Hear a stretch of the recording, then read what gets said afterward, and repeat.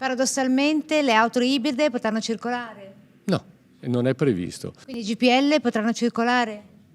No, targhe alterne e veicoli elettrici. Quindi le Euro 0 che sono fermi durante la settimana possono circolare? Se hanno la targa giusta. E le Euro 6 possono circolare? Sì, se hanno la targa giusta, no, se non hanno la targa sbagliata. Decolla nel segno della confusione l'ordinanza comunale sulle targhe alterne a Treviso, tant'è che a poche ore dalla partenza è prevista per i prossimi 3 fine settimana, vice sindaco e assessore all'ambiente corrono ai ripari ed emanano un nuovo provvedimento con tanto di deroghe, ma riferite soltanto a sabato 6 e a domenica 7.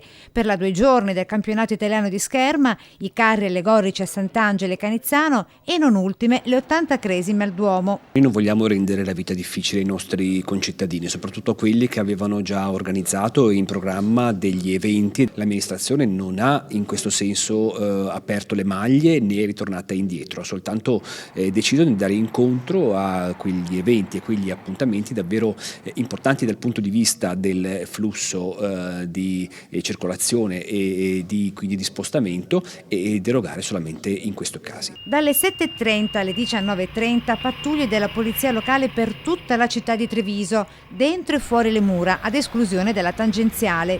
Noi mettiamo in campo rispetto a sabato e domenica 5 pattuglie il pomeriggio e 4 pattuglie la mattina. Pesantissime e salate le multe che oltre ai 164 euro di sanzione prevedono anche la sospensione della patente. Quindi c'è una reiterazione di 2 anni, il che... Ricapitolando, sabato 6 potranno circolare solo le targhe pari, domenica 7 solo quelle dispari, nessuna restrizione per le auto elettriche, stop invece per le GPL e le ibride, ok ad autocertificazioni per funerali e matrimoni e dichiarazioni del datore di lavoro.